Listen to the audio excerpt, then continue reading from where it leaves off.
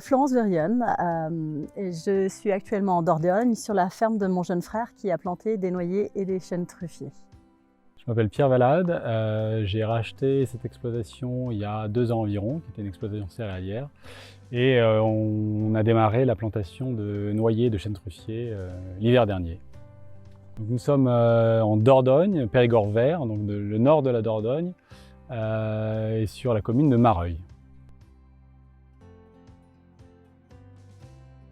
Alors j'ai commencé mon activité en tant qu'éleveur de bisons en bio.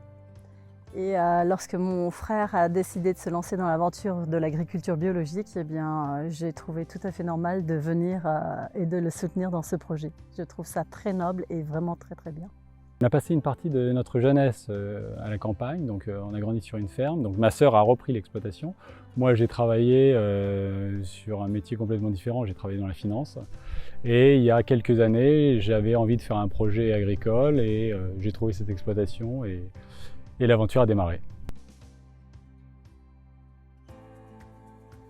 Le terrain était à des céréaliers anglais qui en fait ont quitté la France depuis un certain temps, donc c'était un terrain totalement en friche. Ce qui est compliqué, c'est que quand on n'est pas dans le monde agricole, même si ma sœur est agricultrice, quand on en sort, c'est extrêmement difficile en tant que non-agriculteur d'acheter des terres. Donc du coup, ça a été un peu un long périple pour trouver une exploitation disponible. Donc moi je cherchais dans le sud-ouest pour être pas trop loin de ma sœur.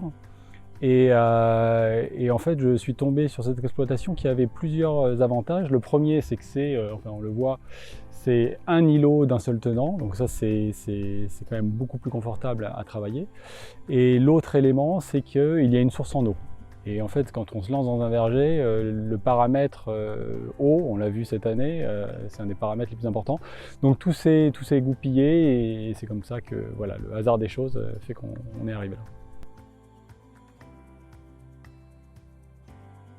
Alors au total, il y a dans l'exploitation 120 hectares, dont une vingtaine d'hectares de bois, donc ça veut dire que ça laisse une centaine d'hectares à convertir en verger.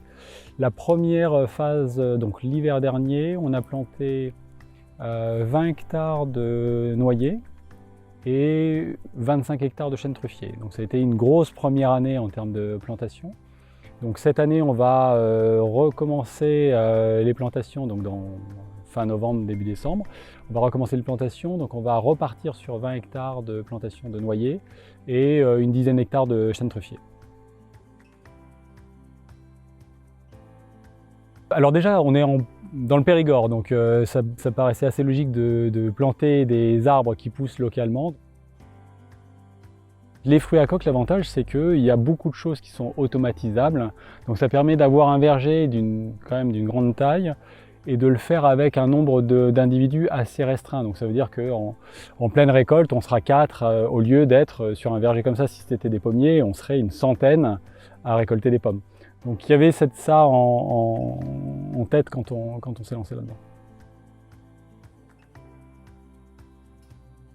L'idée c'est d'essayer de conserver le maximum de valeur ajoutée de notre côté, donc ça veut dire plutôt que de vendre un produit en vrac non travaillé, on va essayer de travailler le produit et de le valoriser avec de la vente directe ou en tout cas sur des produits, vendre des cerneaux plutôt que de vendre des noix en coque. C'est vrai qu'il y aura de la transformation en alimentaire et potentiellement aussi en cosmétique.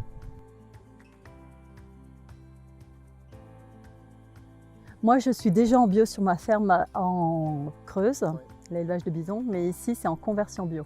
C'est-à-dire que, bien, certes, ça a été en friche pendant très longtemps, donc on pourrait presque considérer qu'on démarre sur un terrain qui est bio, mais au niveau administratif, avant d'être bio, on doit se mettre en conversion bio. On a planté en plus des noyers et chênes truffiers 1,2 km de haies champêtres. Donc tout ça c'est pour refaire une biodiversité, inciter les oiseaux à se poser. L'oiseau c'est le meilleur ami de l'agriculteur quand on doit régler des problèmes de mouches, du brou, de tous les parasites qui existent. Donc tout au long de tout le pourtour de l'exploitation a été végétalisé avec des haies champêtres.